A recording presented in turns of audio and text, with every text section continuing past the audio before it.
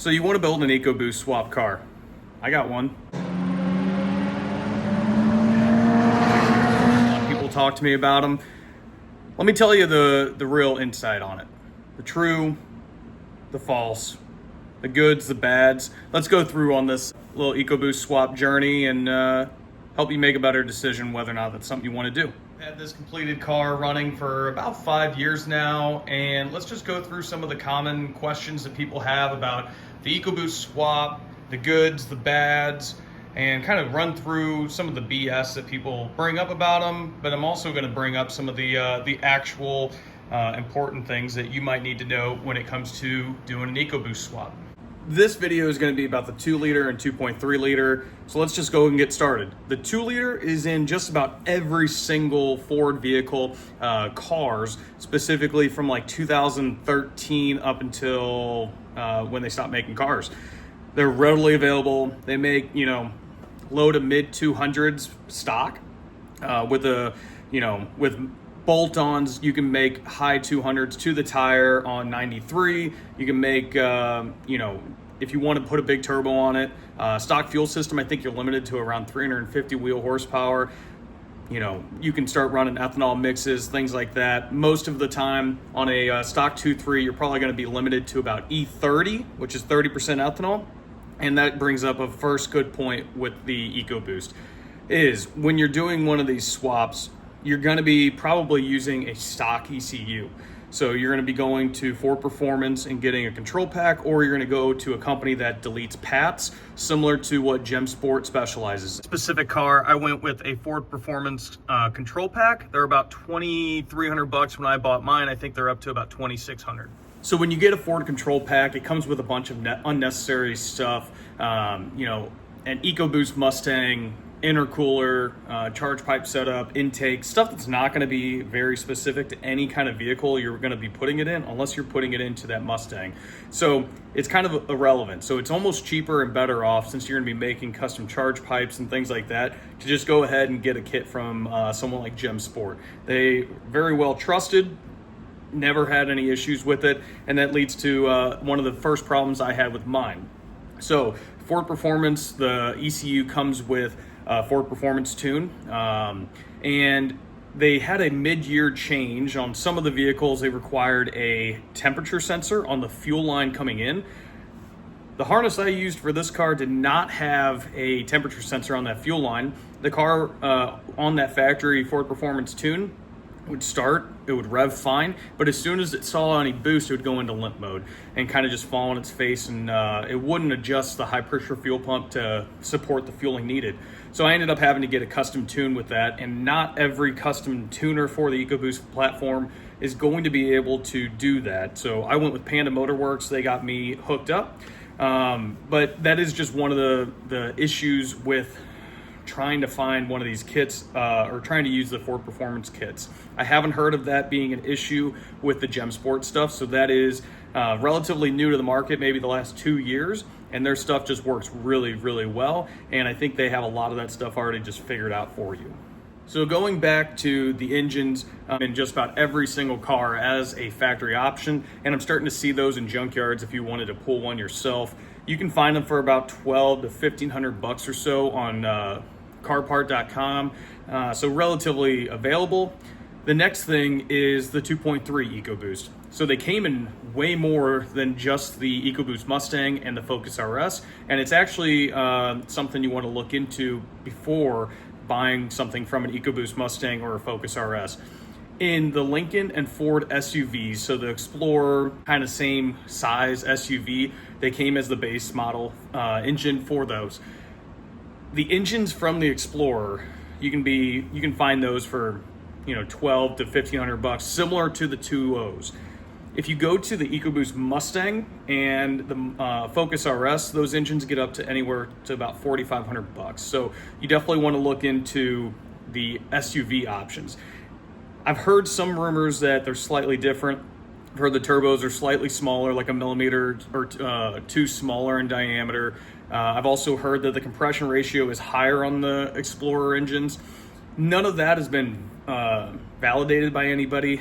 It's just kind of rumors on the internet. I'll tell you right now, mine is from a 2018 Ford Explorer, just a simple, completely bone stock 2.3, and it makes comparable numbers. In fact, it may spool slightly faster than some of the comparable 2.3s Panda's tuned with the same turbo setup or similar setup. So maybe the compression ratio is true, but I prefer the 2.3, especially, you can get them for the same price. You get a little bit extra displacement, and it starts our first, myth right here. The 2.3 came out in the EcoBoost Mustang and the Focus RS.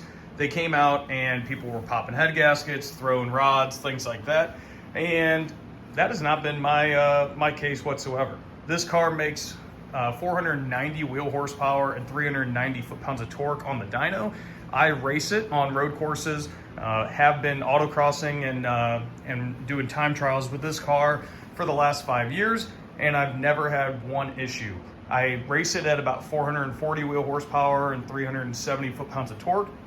It also has a Precision 6062 turbo on it and a custom manifold setup. With any direct injection engine, you kind of have to worry about a thing called LSPI, which is low speed pre-ignition.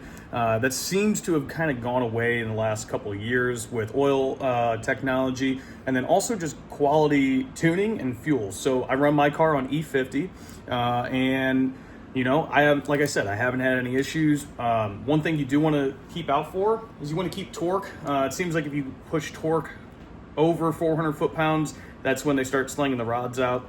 And that's still plenty. Like I said, I make nearly 500 horsepower. We limited torque everywhere under the curve to, like I said, 390 on the dyno, and no issues whatsoever. So now you have a little bit of a background on the 2.0 versus 2.3s, where to look for them. Again, you're starting to be able to see the 2.0s in junkyards. The 2.3, they're probably already pulled from a junkyard, but you can find those from the SUV variants for much cheaper. I also noticed that Gem Sport also sells kits to use the Ranger 2.3. In later generation 2.3s, they started adding EGR, and then they changed the location of the high pressure fuel pump, which does bring up a very good point that we'll get to a little bit later when it comes to actually fitting these engines into the car.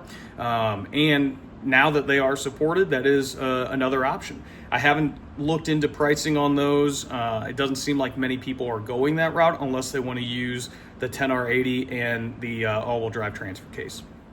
So now that we have the engine's kind of picked out, we've gone through some of the myths of LSPI. They're still, they're great engines. I think the oil technology has really been the biggest thing for that. I haven't heard of them blowing up to, that much, unless it's really a tune-related thing. And the oil technology has really caught up to the new market of direct injection, forced induction engines. So I think that was a previous myth. Haven't seen that become an issue recently. So now we're going to talk a little bit about the limitations of the Gem Sport and the control pack.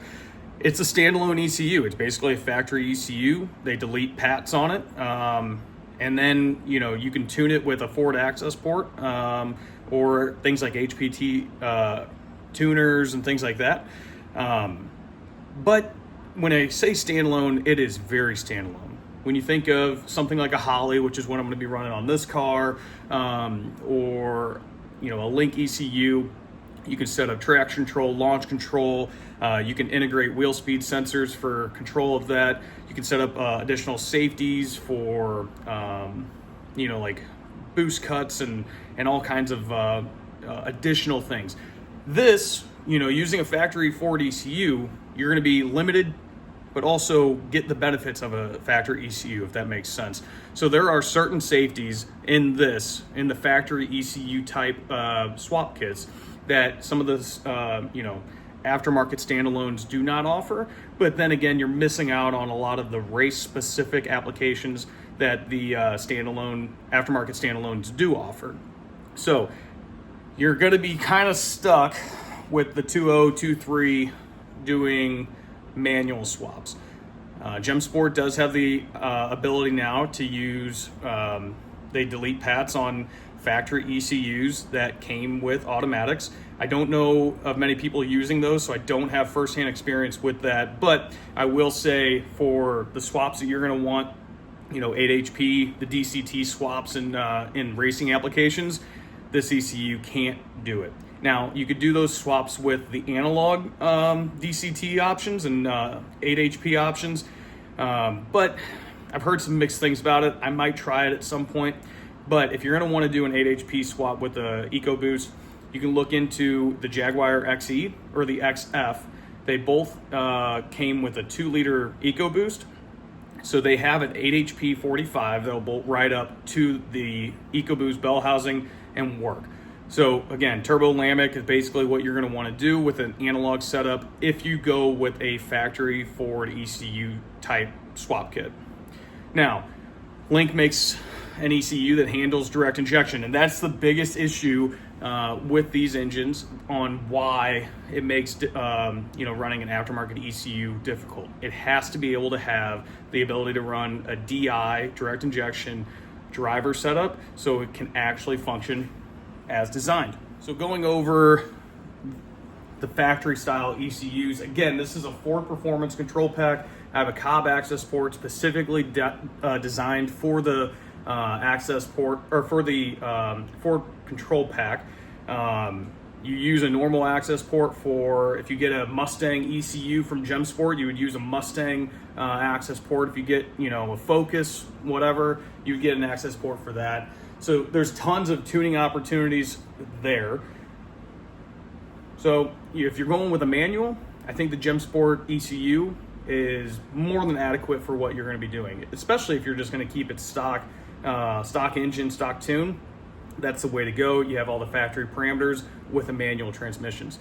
Now, there's a handful of factory transmissions that bolt up, and I'll go through some of those options now.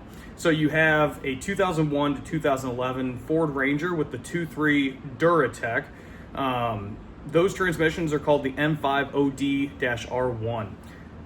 That's what's in this car. That's option 1. You have the NC Miata 5 and 6-speed transmissions. That's option 2. Those MZR transmissions bolt right up. They share the same bell housing pattern as the EcoBoost and the Duratec.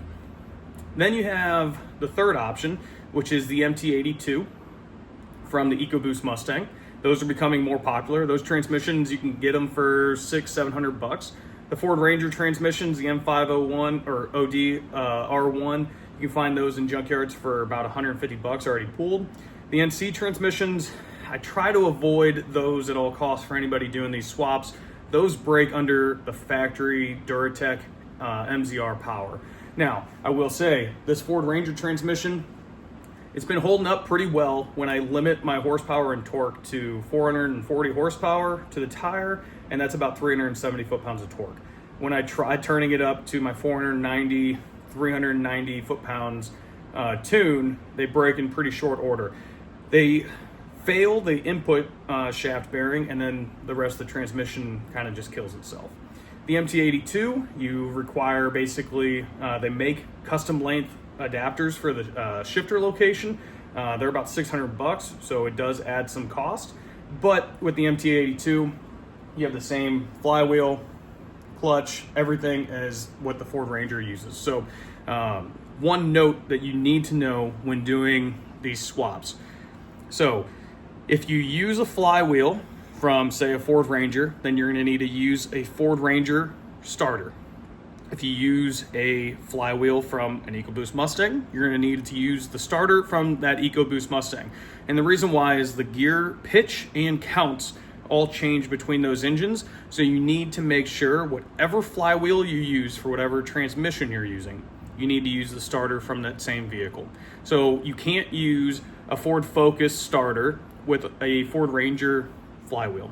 They're different counts, different pitch, and they just will not work. So that's a good swap piece of information you're just going to have to know. The Ford Ranger transmission, the shifter location being in a truck is extremely far forward.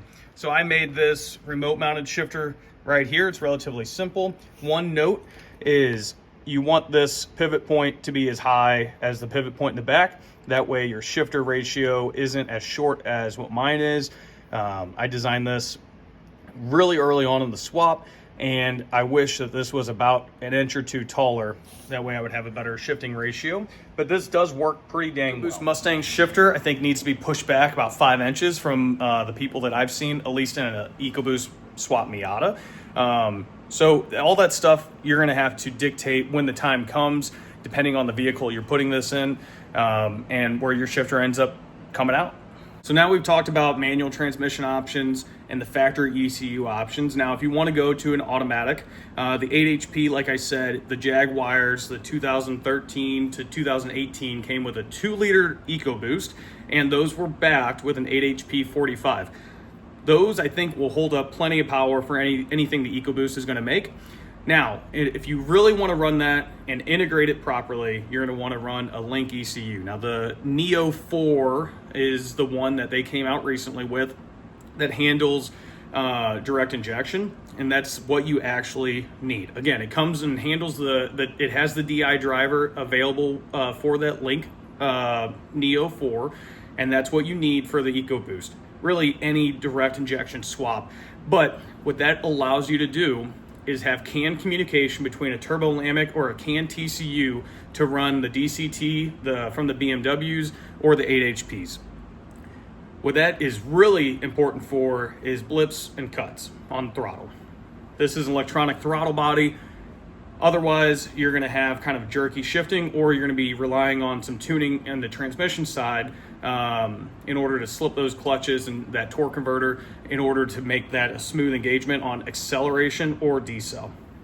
But with the Link ECU, it gives you that CAN communication between the standalone ECU and the transmission control unit to give you those blips and cuts, and then also provide the transmission with proper torque management.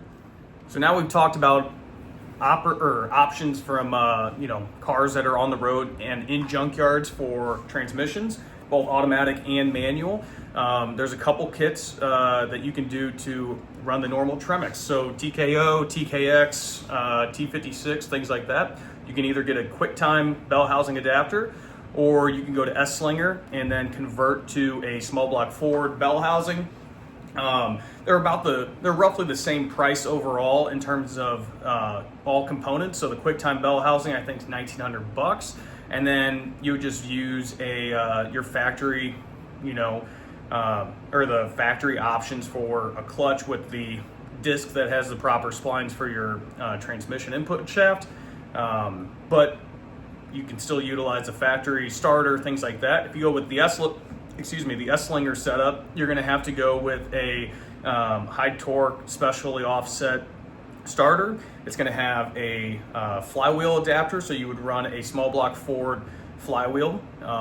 You're going to have to buy a small block Ford bell housing for whatever transmission you want. And so it would be small block Ford to Tremec TKX. So that is the other option for some good transmission. So at this point, we've gone through engine options, ECU options, and transmission options. Let's get into some of the hurdles with actually doing this swap. Biggest hurdle that most people run into is the high pressure fuel pump. Now, in most of these cars, they're going to be longitudinally or transverse mounted. So that high pressure fuel pump right here, what I'm looking at right here, is actually mounted over the transmission, which is fine if the engine is running in a front wheel drive car. You have to have room for the transmission, the high pressure fuel pump, and vacuum pump, which is over here. I have a block off plate, is sitting over, pre-existing space. When you do a rear wheel drive swap, that high pressure fuel pump sticks off the back of the engine about that far. On the other side of the engine, you have typically a vacuum pump right here, which is what is needed to run power brakes. You can get a block off plate like this, or you can run that vacuum pump and then plumb that to what would normally be right here is a brake booster. Tight down here, but you can see right there where the bell housing starts, right there, and how far back that high pressure fuel pump sticks. And of course, you're going to want to have room for lines and then also access to your bell housing bolts down there. You're going to have to worry about your oil lines and your oil cooler system. So on my specific swap, you can see that black block off plate over there with some AN fittings coming out of it. That's from Mount Tune. Let me show you what else you can do. Same location, you can also weld on AN bungs like this. This is typically required because there's typically a oil cooler and your filter mount all right there. Now you can see on this EcoBoost Swap Miata, that would be right into this subframe. And it sticks out probably 5 inches or so from the block and hangs down another 6 inches. So that's just a piece of information you're gonna need to know is if you have limited space around your core support or subframe, you're probably gonna need to do a remote mounted oil filter. And let me show you what I got. I used an improved racing thermostatic oil cooler or remote mounted oil cooler. Basically, this has a thermostat in it to where you have your normal in and out for your oil filter. And then whenever there's a heating or an element in here, and whenever it gets over, I have mine at 165 degrees Fahrenheit oil temp, it'll bypass and go through the filter, go out to the oil cooler, back in. This improved racing setup is about 165 bucks. And that's what you're gonna have to do for your oiling system. It's kind of a burden, it kind of sucks. That oil filter housing on the factory engines, again, most of them are transverse mounted, so the oil filter is right off the side of the block, basically right by the radiator. Plenty of room. What you need to know is this is a EcoBoost Mustang intake manifold. All the front wheel drive manifolds, the throttle body is right in the center and facing down. So if you want to do a rear wheel drive conversion, you're going to want the EcoBoost Mustang manifold. It does stick out quite a bit, and when the engine is far enough back, that's why I am running manual brakes. So that is something to watch out for. When it comes to cooling these cars, they typically run a degas bottle system. So most of the cars that you guys are probably going to put these in came with a normal overflow canister. And let me just show you my entire setup real quick. So this is a typical EcoBoost Mustang crossover tube. Comes from a port on the back of the block, up and forward. There's a couple spots like down here where there's typically fittings. I went ahead and cut those off and blocked those off. Those go to the heater core, but I went ahead and blocked that off since this car doesn't have one. You can choose to use that if you want. You're gonna have this crossover tube, puts it in a nice spot for most standard, Ford applications. Typically the Ford applications have the top water neck on the right side, and then you have your water pump down here. And I just use a standard, setup for a Ford. This is specific to a Miata. But on top of that, you're also gonna have coolant lines going to the turbo. Mine do not. I have what normally would run to the coolant turbo lines on a turbo going to my wastegate. But then you're gonna have to route that to a degas bottle. I routed mine to the trunk for some weight distribution. You can mount yours wherever you need. Tons of vehicles run these degas bottles. This allows you to basically have a constantly burping coolant system, which is really important when you have steam ports. The EcoBoost does have a steam port right on the top of the cylinder head that ties back in and goes to the degas bottle. I originally ran this car with a normal overflow style cooling system, basically just using the normal Miata overflow setup. It was such a pain in the butt in order to try to bleed this system, and I'll show you why. So here you have a burping port, and then there is the factory, Miata overflow or radiator cap. You can see such a big height difference. It makes burping these systems extremely difficult, which is why I recommend just going with a degas bottle. This comes to our first big con with the EcoBoost Swap.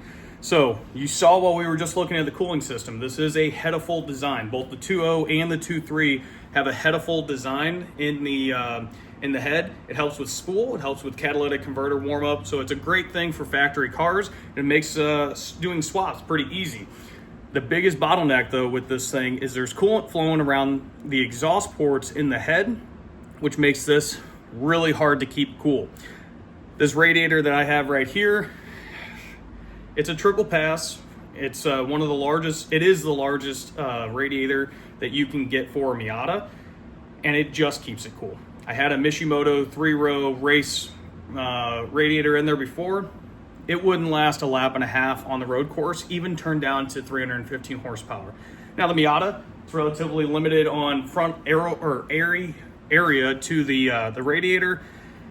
The radiators aren't massive, So some of the bigger cars, like when people do Fox Body Mustangs, those radiators are pretty large in size to begin with. So you might not have those issues up front. But I will say, every single EcoBoost guy, whether it's in a, Focus RS doing track days, an EcoBoost Mustang, Focus STs, those guys on track, 9 times out of 10 will have overheating issues. I have figured it out in this car. And again, the life cycle was proper ducting, going to a degas system, so it's constantly burping and burping properly, and then the biggest radiator that you can find. I wouldn't trust this. Most people, when they do a swap, they go to Speedway or Jags, they get the NASCAR style radiators. It's a single pass, about 2 inches or 3 inches wide or thick. I just don't think that's enough. I think you have to really optimize your cooling system if you're going to do an EcoBoost swap. Now, they're pretty popular in drift cars. I noticed that, those guys are only doing a lap. They're waiting in line. On track, sustained heat loads, these things will overheat unless you have a fantastic cooling system. So just keep that in mind. That is a con. If you're going to do a drift or an autocross car, this car with the old Mishimoto setup never got hot at autocross, but by my 6th run, it would be coming off the line or coming back through the pits at 230 degrees. These cars, they have a limp mode engaged at 242 Fahrenheit. So I had it happen a couple times, but they will get hot. Autocross and drifting, when you're having a rest in between, they cool down very quick when it's a short load. When you start getting into road course stuff, they will overheat. You have to be preventative, and you have to really overbuild your cooling system more than what you think. If you have a 500 horsepower, small block Ford or an LS, and then you go to an EcoBoost, that same radiator is not going to be able to support 500 horsepower EcoBoost. It's probably going to be able to support maybe a 500 or 350 horsepower EcoBoost. That's the biggest bottleneck with the EcoBoost swap. Biggest problem I've had. To actual swap specific parts, I'm going to show you the Ford Ranger oil pan. Mine's a little leaky, just from the dipstick tube up there. That seal leaks every once in a while. I need to replace that gasket or that O-ring pretty frequently. But this is a factory 2001 to 2011 2.3 Duratec Ford Ranger oil pan. Drop in there and show you. It's very, very shallow at the front edge, which makes it great for rear-wheel drive, rear sump oil systems. You can still find them relatively cheap. You need the pickup from the Ford Ranger, and you also need the pan, and you also need the dipstick. That is one option. Gem Sport also has a rear-wheel drive oil pan, and I think Esslinger also has a rear-wheel drive rear sump oil pan. For front sump options, I think Gem Sport makes a front sump option, and then you can also use the factory oiling pans and things like that. When it comes to using any of these, oil pans, you're going to have to do a balance shaft delete. You saw how thin it was at the front end of that engine. Typically, these engines come with a balance shaft. In order to delete that, it's a simple plug plate, massive, sells a kit. I think it's like $35. It's just an O-ringed plug, and you put it right in where the balance shaft typically gets its oil, and it's as simple as that. It gives you a whole world of opportunities, and like I said, these pans are great. So going through some of the swap-specific stuff, mounts, you can buy custom, pre-made plates and then build custom mounts from that. Gem Sport sells a ton of swaps for S13s, S14s, BMWs and E36 and E46, Fox bodies, things like that. Nobody's came out with one for the Miata. It's relatively simple. I can put in a picture of what mine looks like. Feel free to ask for more pictures on anything. You can contact me on Instagram or Facebook. But overall, swap mounts, those are pretty common between any kind of swap. And you might just look and they might already have a swap kit for your application. So another thing with these EcoBoost swaps, I have some notes here I'm looking at in terms of things I definitely want to tell you guys about. The oil pan, the balance shaft deletes, the high pressure fuel pump locations, the oil filter housing locations, the vacuum pump deletes. But one thing that I didn't talk about is every single EcoBoost car came with electric power steering. Most of the time it was in the rack, but that puts in a predicament for some people that want hydraulic power steering. Now in my car specifically, I converted to an electric column from a Saturn Vue. That's one option. Those are relatively cheap. I think all said and done, you can do it yourself with some parts from epowersteering.com, getting the rack on eBay. I think I got it for about $350. Now they do make a lot of kits. They start at around $1,100. You can do it yourself for about $350. The other option is, again, I said MZR, Duratec, and all that stuff are very similar to, it's the same architecture as the EcoBoost. So right here where I have my tensioner, they do make power steering kits to bolt right on there for the MZR and some of the Duratecs. So if power or hydraulic power steering is a must for your build and you don't have either an electric power steering rack already or have the ability to do an electric column, they do make kits for the MZR stuff. I think specifically like the Speed 3 or Speed 6, Mazda Speed 6 has a pump that bolts right in that location. Another important thing to note is these cars came with fantastic alternators. I think this is like a 180 or 200 amp alternator from the factory. You need to snag one of those from an EcoBoost. It'll make running everything on your race car a dream. Take a little look for turbo kits, because that's another big question people ask me all the time. So the 2.0 and 2.3 are both head-of-fold designs.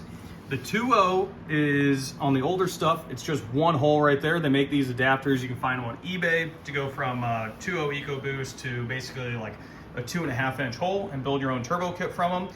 You can use factory option turbos, or the 2.3 has a split manifold design. So the top port is 2 cylinders, and then it's a larger moon-shaped port on the bottom for another 2 cylinders. I specifically did not keep that twin scroll, and I have pretty good spool characteristics for a larger turbo like this. One thing to note is anything you do on an EcoBoost Swap, all the sensors that would typically take to run that engine, you're going to want. So I use all factory sensors for this engine.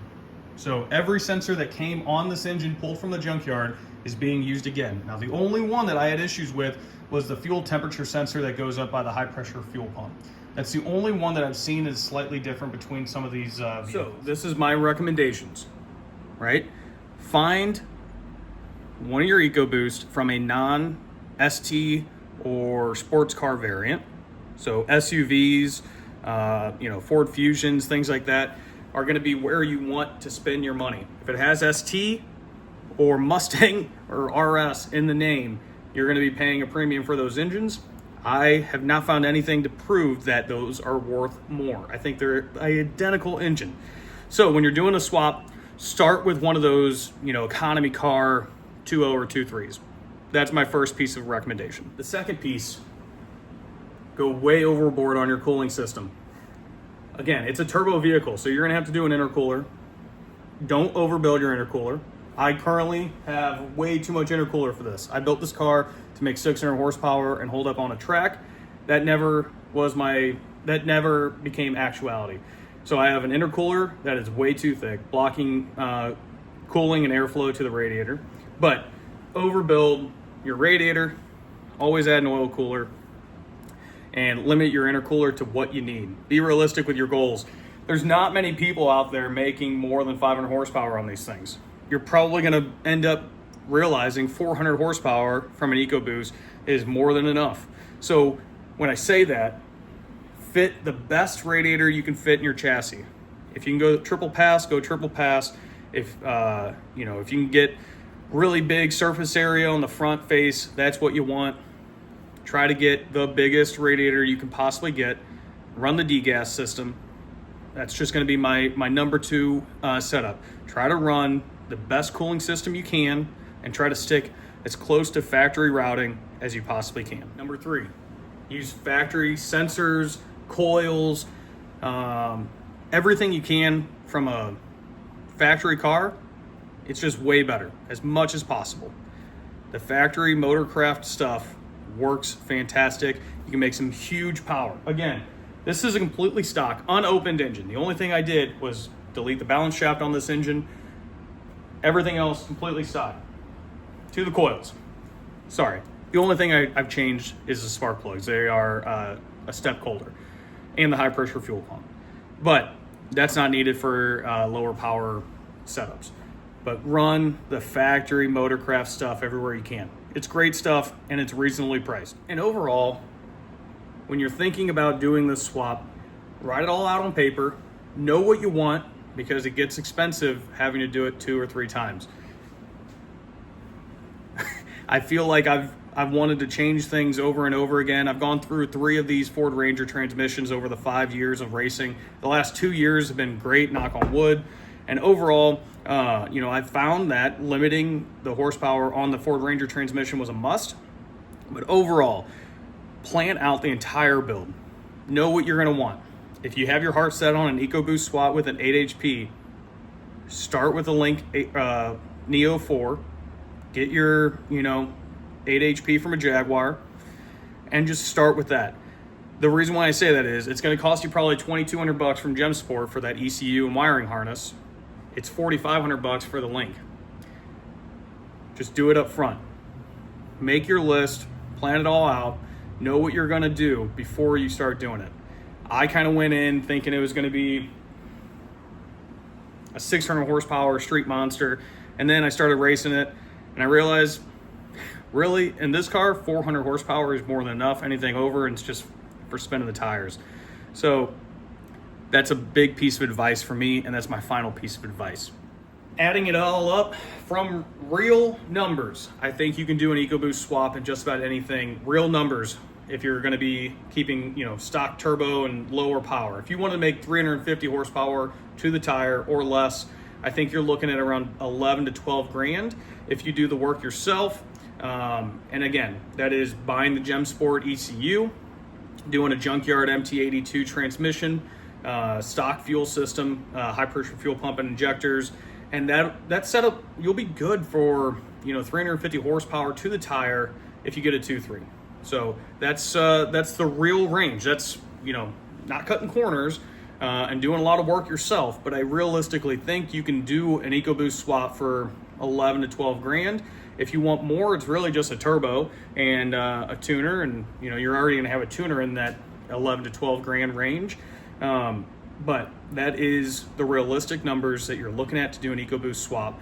And that's how I would do it, so keep that in mind. Thanks for watching. Let me know if you have any questions about any of these kind of nuances with the EcoBoost. I think a lot of the issues that people bring up with EcoBoost have been solved. I don't think they're bad engines. They're relatively light. They're plentiful in junkyards now. Like I said, you're starting to see the 2.0s in junkyards. Haven't seen any 2.3s. And they just make good quality power. On E50, this car gets 30 miles a gallon. Now, it weighs 2,500 pounds with me in it. It's relatively it's got relatively long gears on the highway. I cruise 70 at 2,700 RPM. So, but that's the benefit of having a modern direct injection engine. It's gonna get good fuel mileage, and you step on it, and it's gonna beat Mustangs and Camaros. It's good all around. So, let me know if you have any questions. This has been a great swap. Like I said, 5 years reliable. The only issue I really fought was the cooling system. Once you overbuild that, because again, if it didn't have that headifold, it would be just like a Duratec. You wouldn't have overheating issues. But because of that headifold and flowing coolant around that headifold, you have to overbuild your cooling systems. I'm rambling on right now. Let me know what you think. Thanks.